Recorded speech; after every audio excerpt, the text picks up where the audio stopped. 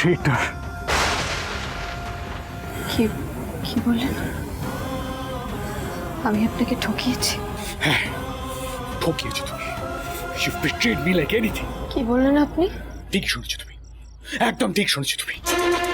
বারবার আমাকে লুকিয়ে একটার পর একটা রবিশ কাজ করে যাবে, আমাকে বিশ্বাস করতে হবে যে তুমি ইনোসেন্ট, না বুঝে করেছো।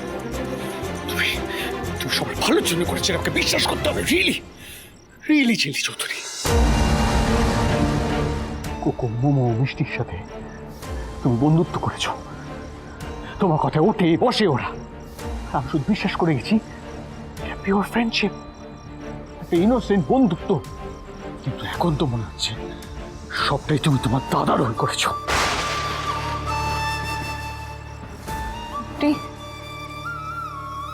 এতদিন পর আপনার আমাকে এরকম এত বড় অপরাধী মনে হলো? ঠিকই ভেবেছি আমি, যে যে আমার বোনকে খুন করেছে তার বন্ধু, যে রক্ত তোমার গায়ে বইছে।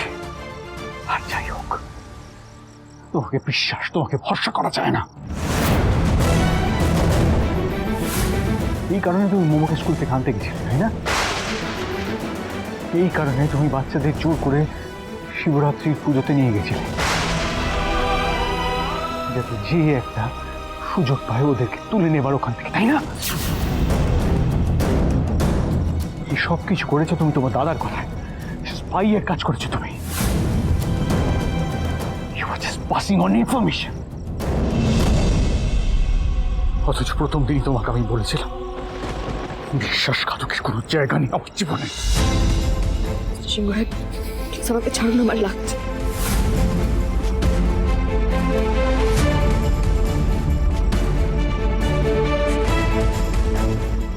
আমার কথাটা প্লিজ শুনুন। আপনি এভাবে একতরফা সবটা শুনে বিচার করতে পারেন না। আমার আমার কথাটা প্লিজ একটু শুনুন। কি কি বলবে তুমি? হ্যাঁ, কি ভেবেছো মোমোকে কেন স্কুল থেকে আনতে গেছিলে সেটা আমি বুঝিনি? ভুল বুঝেছেন, ভুল বুঝেছেন আপনি। রিজুদা ও নদীকে নিয়ে সত্য জেঠুর বাড়ি যেত, সেই জন্যই আমি মোমোকে স্কুল থেকে আনতে গেছিলাম। আর আর সেদিন বাচ্চাগুলোকে মন্দিরে নিয়ে গেছিলাম তার কারণ আমি আমাদের সবার চোখের সামনে ওদেরকে রাখতে চেয়েছিলাম। বাড়িতে বাড়িতে আন্টি একা পারতো না। এই খারাপ মানুষটা যে মোমোকে তুলে নিয়ে গিয়ে সবার সামনে মোমোকে আবার অনায়াসে ফিরিয়ে আনতে পারে এই বাড়িতে, সেই মানুষটা ফাঁকা বাড়িতে এসে অ্যাটাক করতেই পারে মোমোকে। মিষ্টি কোকো ওদেরকে তুলে নিয়ে যেতেই পারে। আন্টি কি করতো একা? আন্টি পারতো না ওদের দল বলে। এই কারণেই আমি ওদের তিনজনকে মন্দিরে নিয়ে গেছি, যাতে ওরা আমাদের চোখের সামনে থাকে। আর সেটা যদি আপনার ভুল মনে হয়ে থাকে তাহলে সেটা ভুল। আসলে কি বলুন তো, আপনি আমাকে দেব ভাবাটা একটা অভ্যেস করে ফেলেছেন। নিজে মাথা গরম করে জেদ করে কিছু বিচার করেন। আচ্ছা, একটা কথা বলুন তো, এতদিনে কি আমি কিচ্ছু করিনি? আমাকে বিশ্বাস করার মতো আমি কিচ্ছু করিনি। এক নিমেষের মধ্যে আপনার সমস্ত বিশ্বাস ভেঙে চুরমার হয়ে গেল। একদম এসব ইমোশনাল ড্রামা দেবে না, একদম না। তুমি আগে এগুলো আমাকে বললে না কেন? কেন বারবার আমাকে এই এক কমপ্লেনের সুযোগ তৈরি করে দাও? ওয়াই? আমি তোমার কি সেই জায়গাটা দিতে পারিনি? তোমার জীবনে আমার বিশ্বাস সেটা অর্জন করতে পারিনি আমি? Tell me why? কেন বলো, কেন তুমি আমায় বলতে পারো না? এতটাই দূরে আমি তো একদম।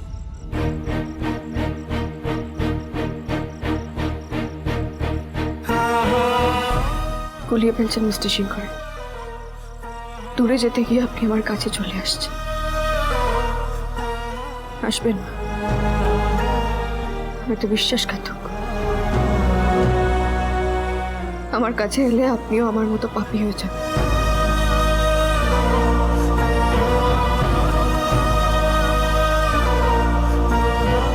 তাহলে সেটা নিজে মুখেই বলছো, তাহলে তো আমার কোনো সন্দেহই রইল না।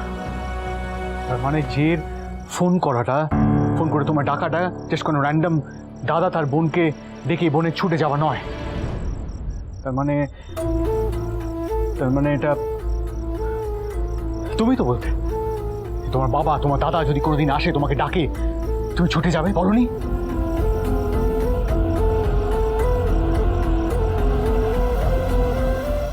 আর যদি আমার বাবা দাদা সে আমাকে কাছে টেনে নেয়, আমি কি যাবো না বলো? হ্যাঁ বলেছি তো, কিন্তু আপনি নিজে বলুন তো, এতগুলো বছর পর দাদার ফোন পেয়ে তার বোন ছুটে যাবে না? তাকে দেখার আগ্রহ থাকবে না? কিন্তু আমি শেষবারের মতো বলছি মিস্টার শেখরের, আমি সত্যিই জানতাম না ওই খারাপ মানুষটা আমার দাদা। ইনফ্যাক্ট আজকে যাওয়ার আগেও জানতাম না যে গিয়ে আমি ওই জে চৌধুরীকে দেখবো আমার দাদা হিসেবে। আমি সত্যিই জানতাম।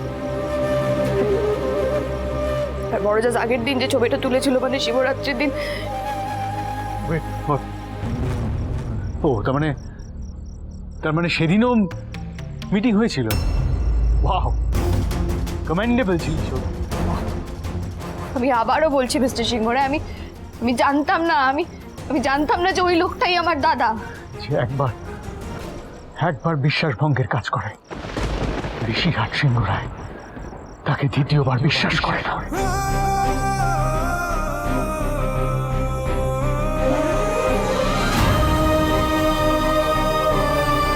তার মানে এবার থেকে বাকি জীবনটাই এই অবিশ্বাস নিয়েই বেঁচে থাকতে হবে। যে চৌধুরী, যে আমার জীবনের সব থেকে বড় শত্রু, সে আমার বিশ্বাস ভেঙেছে, আমার বোনকে মার্ডার করেছে। তার বোন তুমি। সেটা তো আমার হাতে নেই মিস্টার সিংহরা, তাই সেটা আমার অপরাধ হতে পারে। আপনি বলুন তো, আপনি কোন দোষে দুষছেন আমায়? আমি যে চৌধুরীর বোন বলে নাকি আমি বিশ্বাসঘাতক বলে? দেখুন, একটা আমার হাতে নেই, আর একটা আপনার ভুল অবিশ্বাস। আজ আপনাকে বলতেই হবে, আপনি কোন দোষে আমায় দুষছেন, বলুন কোনটার জন্য? দুটোই। ভাবতে পারছি না তোমার হাত থেকে এরকম একটা ট্যাগলাইন কি করে বেরোল। সম্পর্কের মতো স্বচ্ছ, কি করে বেরোলো তোমার হাত থেকে এরকম একটা ট্যাগলাইন, যেখানে আজকের দিনে দাঁড়িয়ে সম্পর্কের মতো অস্বচ্ছ আর কিচ্ছু হয়।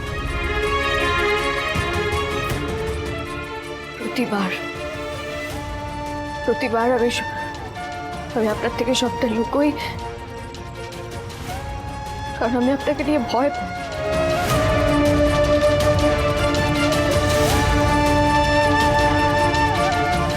আমি আপনার কথা ভাবি মিস্টার সিংহরে,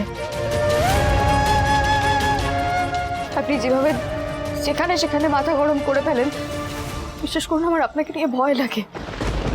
ওকো মোমো মিষ্টি ওদের জন্য আমার সত্যি টেনশন হয়, কারণ আপনি ছাড়া ওদের কেউ নেই।